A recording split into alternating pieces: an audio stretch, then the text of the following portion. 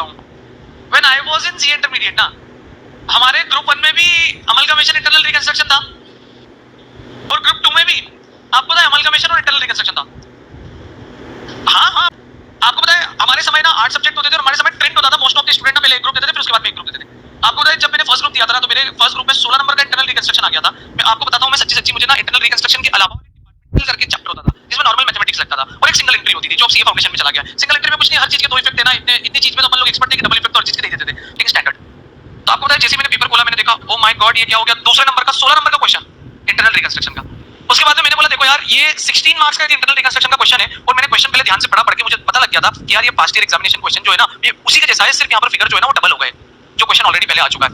आपको तो मुश्किल से 10-15 मिनट लगे होंगे उस क्वेश्चन को करने में। 10-15 मिनट सबसे पहला कॉपी में वही क्वेश्चन किया, उसके बाद में डिपार्टमेंटल का एक 4 नंबर का क्वेश्चन आ गया था वो किया और 30-35 नंबर के अकाउंटिंग स्टैंडर्ड वाले जो भी क्वेश्चन थे वो कर दिए। टोटल मिला के 60-65-70 नंबर का पेपर अटेम्प्ट किया था और आपको तो 55 मार्क्स आ गए थे अपने उस पेपर में, ठीक है। ग्रुप 1 क्लियर हो गया। ग्रुप 2 में सेम वहां पर एडवांस अकाउंट नाम से पेपर, मतलब जब वो था पेपर का नाम एडवांस अकाउंट था। अभी जैसा आपका एडवांस अकाउंटिंग डायरेक्टली एक ही पेपर है ना, हमारे टाइम पे दो पेपर होते थे, ग्रुप 1 में अकाउंट्स होता था और ग्रुप 2 में एडवांस अकाउंट होता था। उस एडवांस अकाउंट पेपर का नाम ही एडवांस था, बाकी था वो एकदम general paper, format based paper था।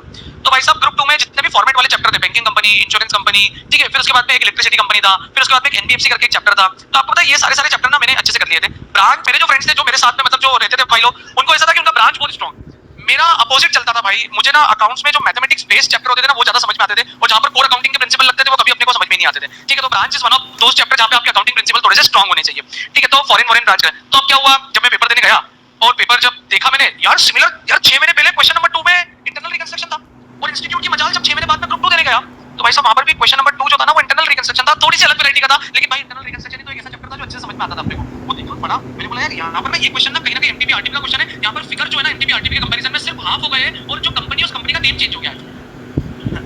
सिमिलरली मैंने 16 नंबर के लिए सबसे पहले वही क्वेश्चन अटेम्प्ट किया, 16 मार्क्स का वो क्वेश्चन पूरा टैली, क्योंकि रिकंस्ट्रक्शन में अपने को समझ में आ जाता है कि अपना क्वेश्चन सही हुआ है या गलत हुआ है, वो टैली हो जाता है वो अकाउंट कुछ। मैंने बोला यार यहां पर 16 में से 14 नंबर तो आ जाएंगे, कॉन्फिडेंस आ गया था कि यार आधे घंटे में 14 नंबर आ गए ना, चाहिए कितने थे इस पेपर में, गया ही था मैं 40-45 आ जाए उस पेपर में, ठीक है। उसके बाद में बढ़िया अकाउंटिंग स्टैंडर्ड के क्वेश्चन बन गए, बैंकिंग के क्वेश्चन बन गए। उसके बाद में ऑडिट था, ऑडिट बहुत स्ट्रांग था। उसके बाद में ईआईएस, आईटी और स्ट्रेटेजिक मैनेजमेंट जो आप लोगों को है वो स्ट्रेटेजिक मैनेजमेंट का कुछ ना कुछ पोर्शन हमको भी था। वो दो पेपर बढ़िया खींच दिए, जब रिजल्ट आया देखा तो भाई सब अकाउंट्स में 55 मार्क्स आ गए थे, ठीक है। तो मुझे इंटरमीडिएट का अकाउंट्स पास कराने में भाई एक ही सबसे बड़ा कंट्रीब्यूटर है और वो है इंटरनल रिकंस्ट्रक्शन। आपको पता है जब ऐसा हुआ था, जब स्टार्टिंग में पढ़ाना स्टार्ट किया था तो बहुत सारे बच्चे आते थे, वो बोलते थे कि सर हम लोग पास कैसे हो, अकाउंट में हम लोग क्या करें। सबको मैं एक ही बात बोलता था कि इंटरनल रिकंस्ट्रक्शन इतना स्ट्रांग कर लो, क्योंकि वो अभी 2 साल पहले तक वो क्वेश्चन 16 मार्क्स का ही आता था एग्जाम में। 2012 से लेकर 2020-21 तक मैंने देखा है, 22 तक देखा है कि वो हमेशा या तो ग्रुप 1 में या ग्रुप 2 में या ग्रुप 1 में या ग्रुप 2 में एक ना एक बार वो 16 नंबर का वो क्वेश्चन आता ही है, ठीक है। तो मैं तो हमेशा सबको बोलता हूं भाई कि इंटरमीडिएट को पास कराने में ना अकाउंट्स में तो इंटरनल रिकंस्ट्रक्शन ही था जिसने मुझे पास कराया, अदरवाइज शायद मुझे एक हाथ दो अटेम्प्ट और अपीयर करने पड़ते, क्योंकि मुझे अकाउंट्स में मतलब मेरा इंटरेस्ट नहीं था, क्योंकि मेरा फोर्टे वाला सब्जेक्ट भी नहीं था और मुझे मजा भी नहीं आता था अकाउंट्स करने में। दो सब्जेक्ट मुझे इंटरमीडिएट में सबसे ज्यादा बेकार लगते थे, एक था अकाउंट्स और दूसरा था कॉस्ट, ठीक है। ये दो सब्जेक्ट में मुझे बिल्कुल मजा नहीं आती थी,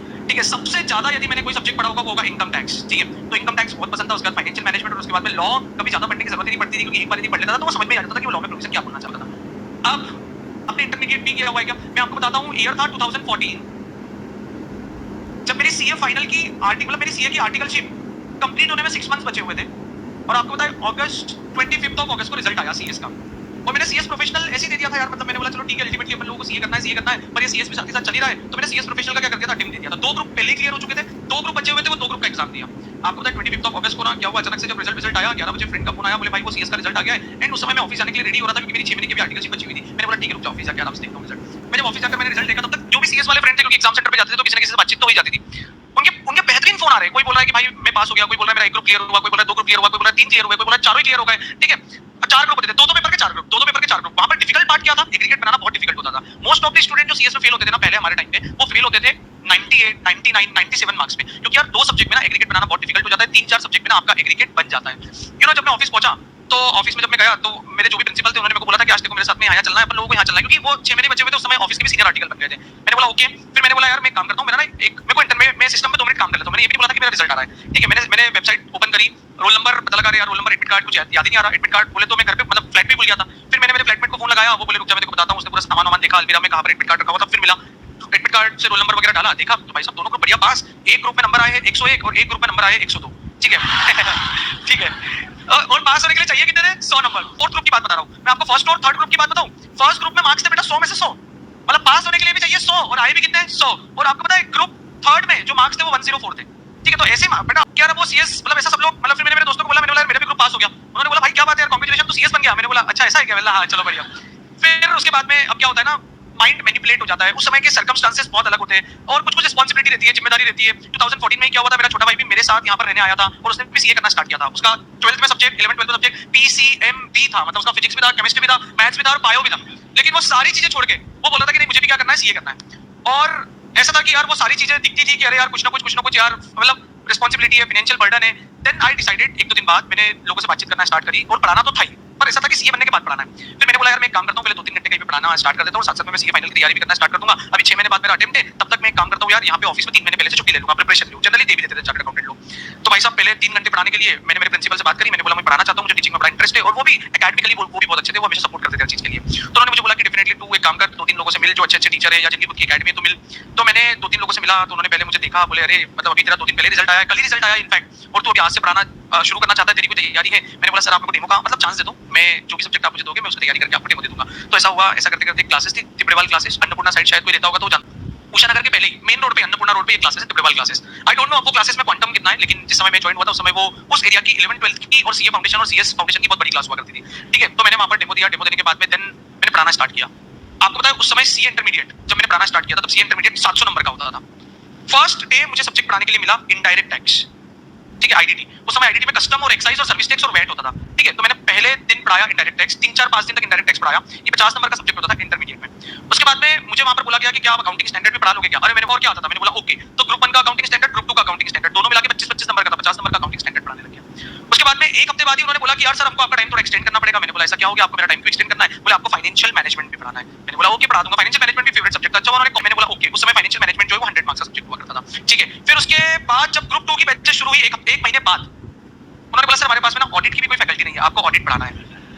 मैंने बोला सर मैं तो लॉ पढ़ाने के इंटेंशन से आया था, मैं बाय प्रोफेशन अभी दुनिया को दिखाने के लिए by profession I am a company secretary. Sir आप मुझसे सीएस वाला सब्जेक्ट तो एक भी नहीं पढ़ा रहे हो और आप मुझसे क्या पढ़ा रहे हो, सारे के सारे सीए वाले सब्जेक्ट। उन्होंने बोला वो ऐसा होता है ना जब बहुत सीनियर पर्सन होता है वो बोलते हैं अरे बेटा ऐसा कुछ नहीं है, सीए भी तो तुम कर ही रहे हो और क्या है, जब पढ़ाना ठीक ठाक होता है बच्चे को समझ में आ रहा है फीडबैक अच्छे तो आप ये भी पढ़ाओ। और यहाँ पर बेटा क्या होता है 100 नंबर का क्या था आपको पता है, 100 नंबर का ऑडिटिंग भी पढ़ाना स्टार्ट कर दिया था। ठीक है, टोटल मिला के 700 नंबर में से बेटा 100 200 और ये कितना हुआ 300।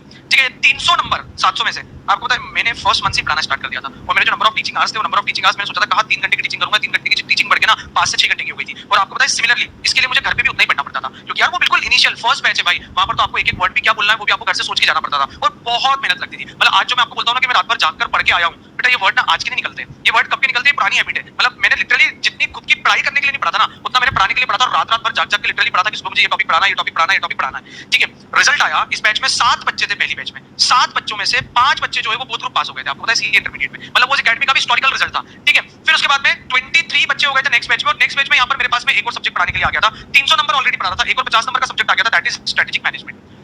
ठीक है, 700 में से 350 नंबर भाई मैंने पढ़ाए और ऐसा मैंने उस एकेडमी पे 2 साल पढ़ाया भाई और 2 साल में उस एकेडमी में बच्चों का रिजल्ट बच्चों के मार्क्स बेहतरीन तरीके से आने लगे। फिर उसके बाद में जब कहीं पर मार्केट में ऐसी खबर पहुंची थी कि यार कोई मतलब वो रेजोनेंस कोई टीचर चाहिए होगा थ्योरी पढ़ाने के लिए, तो थ्योरी पढ़ाने के लिए पता नहीं उनको कहीं से मिल गया होगा क्योंकि मैं तो एकदम अलग ही कोने में पढ़ा रहा था ना, ये तो इंदौर का डायरेक्ट वो कोना हो गया भाई। ठीक है, तो फिर उस समय रेजोनेंस के जो भी सेंटर हेड वगैरह थे उनसे मतलब उन्होंने कांटेक्ट वगैरह किया, उन्होंने बोला कि रेजोनेंस पढ़ाने की इच्छा है क्या, पर तब तक उन 2-2.5 सालों में क्या हुआ था वहां पर मन लग चुका था। इस बीच में सीए यार अभी छोड़ देते, पढ़ाने में बहुत मजा आ रहा है, अगला अटेम्प्ट दे देंगे। सीए मतलब छोड़ देते अभी यार, अभी क्लासेस भी नहीं हुई है, प्रिपरेशन भी नहीं हुई है, अभी छोड़ देते अगला अटेम्प्ट अपन लोग दे देंगे। तो ऐसा अगला अटेम्प्ट देने के चक्कर में 2017 हो गई। 2017 में भाई रेजोनेंस पे जब मैं मतलब इंटरव्यू वगैरह हुआ, बातचीत हुई, उन्होंने डेमो लिया। आपको पता है रेजोनेंस पे काया पलट डेमो, रेजोनेंस पे उन्होंने बोला कि we need faculty for economics, क्या आप इकोनॉमिक्स पढ़ा पाओगे क्या? ठीक है, एंड घर वालों के लिए कि यार भले अपन कहीं पर भी कुछ भी करना स्टार्ट कर दो, शायद आपके भी घर वाले ऐसे ही होंगे, भले आप कितने भी रुपए अर्न कर रहे हो, भले आप 5,000 10,000 15,000 20,000 25 50,000 रुपए भी अर्न कर रहे हो, पर घर वालों ने पूरी जगह पर ऐसा कर दिया था कि अरे अरे हमारा गौरव जो है पढ़ाने लग गया, टीचर बन गया है, सीएस वाले बच्चों को पढ़ाता है, इट इज लाइक दैट। तो घर वालों के लिए क्या हो रहा था 2014 से लेकर 2017 तक का टाइम, मतलब मेरी एज ही निकल गई है बेटा शादी वाली, मैं बहुत पीछे हो गया हूँ। ठीक है, तो उस समय घर वालों का था, मैंने बोला घर पे कि यार रेजोनेंस से ऑफर आया हुआ है, मैं रेजोनेंस पे जाऊं क्या? क्यों? क्योंकि जिस एकेडमी में पढ़ा रहा था वहां पर भी ना एक अफेक्शन हो जाता है, दिल लग जाता है कि यार इस एकेडमी पे अपन ने स्टार्टिंग से पढ़ाना स्टार्ट किया और आज यार 2-2.5 साल में नेम मिला है, फेम मिला है, इतना अच्छा फीडबैक मिला है, तो यार अपन इनको छोड़ के कैसे चले जाए, इमोशनली वो भी लग रहा था। फिर घर वालों से बातचीत करी, मैंने मेरे प्रिंसिपल से वापस बातचीत करी, फिर मेरे जो एक दो फ्रेंड्स से मैंने उनसे पूछा, मैंने बोला क्या करना चाहिए? उन्होंने बोला भाई क्या बात कर रहा है, रेजोनेंस है, वो रेजोनेंस ब्रांड है। मैंने बोला यार उससे क्या फर्क पड़ता है यार? वो बोले ऐसा नहीं, बोले क्या होगा जब तू अच्छे ब्रांड के अंडर काम करेगा तो जब अभी घर परिवार में जब शादी वादी की बात होगी तो किसी को भी अपन लोग बोलेंगे कि यार हमारा बच्चा जो है वो रेजोनेंस में प्रोफेसर है, तो बोले उनके लिए सारी बातें सेकेंडरी हो जाएगी कि तू कितना पैसा कमाता है, तुम्हारा फैमिली बैकग्राउंड क्या है, वो सारी चीजें सेकेंडरी हो जाएगी। ठीक है, तो मैंने बोला अच्छा ठीक है चलो। उसके बाद में रेजोनेंस पे जब गया डेमो, बोले इकोनॉमिक्स सब्जेक्ट, मैंने बोला अरे भाई साहब इकोनॉमिक्स तो 11 12 में मेरी पीसीएम थी, मैंने कभी 11 12 में इकोनॉमिक्स नहीं पढ़ा, फाउंडेशन में भी जो भी इकोनॉमिक्स पढ़ा आपको पता है इकोनॉमिक्स में पहले स्टैट्स होता था, तो वो स्टैट्स के बेसिस पे तो इकोनॉमिक्स क्लियर किया। मैंने बोला ये तो बड़ा डिफिकल्ट, और चैप्टर भी डेमो में दे दिया उन्होंने, प्रोडक्शन फंक्शन। और डेमो लेने वाला इंसान था भाई मेहुल देसाई। तो मुझे उस समय पता नहीं था कि यार मतलब ये टीचर कौन है क्या है। आई वाज लाइक ठीक है यार ये प्रोडक्शन फंक्शन का डेमो देना है। मैंने इकोनॉमिक्स की क्लास 12th में पता नहीं मैंने कोई तो भी एनसीईआरटी की बुक मंगाई, 12th की बुक मंगा के भाई पढ़ना स्टार्ट किया। और मेरा डेमो 3 दिन बाद था, लेकिन मुझे 2 दिन बाद ही फोन आ गया कि बोले आपका डेमो प्रीपोन्ड हो गया, यदि आज आप डेमो दे पाओगे तो हम आपका डेमो लेके, अदरवाइज फिर हम अगले 8-10 दिन तक कोई डेमो नहीं दे पाएंगे और हमको कोई दूसरी फैकल्टी हायर करनी पड़ेगी। मैंने बोला अरे यार ये क्या बात होगी, मतलब मुझे इकोनॉमिक्स का ई भी ढंग से नहीं आता है और ये लोग मेरे को बोल रहे हैं कि आज ही डेमो है। मैंने बोला अरे भाई कुछ तो करना पड़ेगा। फिर मैंने वो 12th की बुक लेके पढ़ना स्टार्ट किया, थोड़े बहुत अपने कोई जैसे नोट्स बना लिए और भाई साहब डेमो के लिए वहां पर उन्होंने खड़ा कर दिया मेरे को। और ये मान लो कि इससे थोड़ी सी छोटी क्लास होगी, ये वाली रो कट कर दो, इतनी क्लास में पूरे बच्चे भरे हुए 11th 12th के 4-5-7 फैकल्टी बैठी हुई, मेहुल सर यहाँ पर बैठे हुए और वो मेरे से क्वेश्चन पूछे जा रहे, पता नहीं वो मेरे से क्या क्वेश्चन पूछ रहे, मैं कुछ तो भी आंसर कर रहा हूँ। डेमो खत्म होने के बाद भाई मुझे तो लग गया था कि मैंने तो बहुत बड़ा ब्लंडर कर दिया। डेमो खत्म होने के बाद भाई मेरे कंधे पे हाथ रख के डाल के बाहर गए, बोले क्या फोड़ा है यार तुमने डेमो में।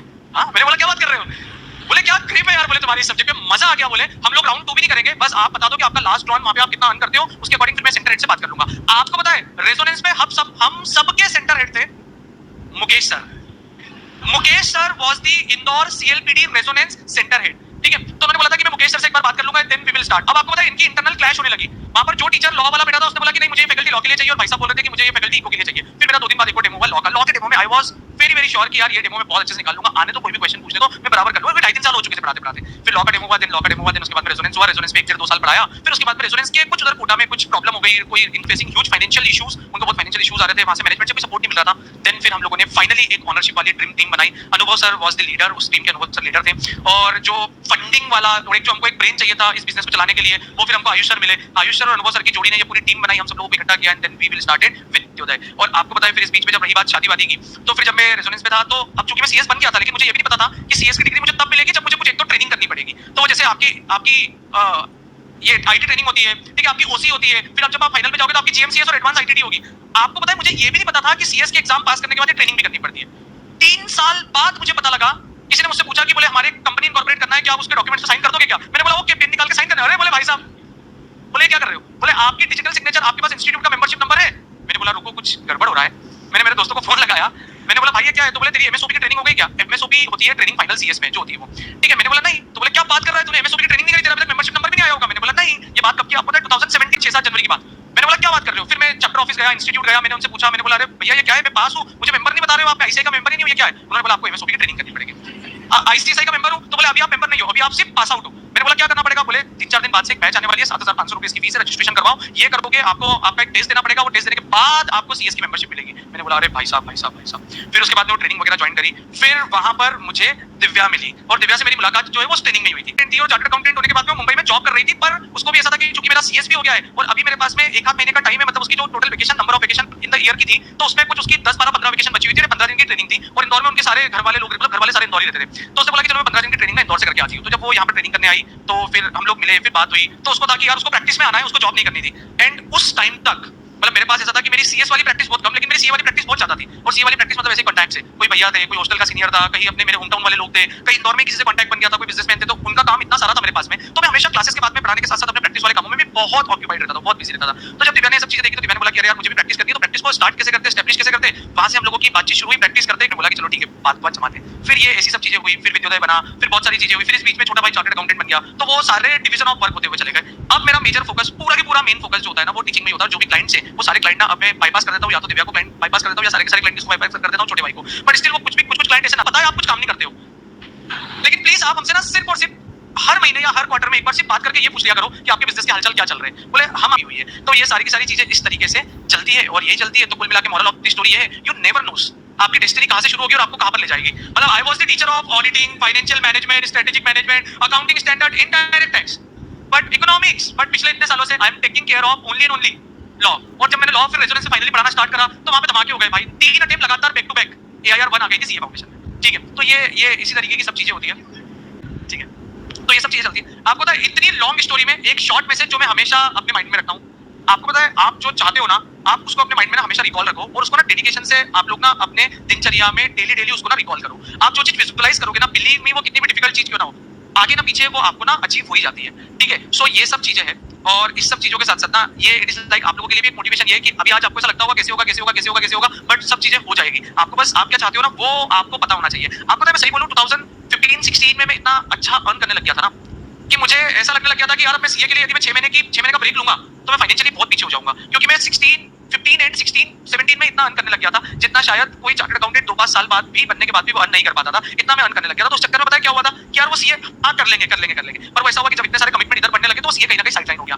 अब देखते हैं यदि लाइफ में थोड़ा बहुत फ्री हुआ तो जब फर्स्ट बैच 7 बच्चों की पढ़ाई थी तब उसको उस पूरी बैच को 7 स्टूडेंट्स किए थे। यहाँ पर आया था 4 या 5 मैंने पढ़ाया था। वो 5 मैंने पढ़ाने के मुझे 26,000 रुपए मिले थे।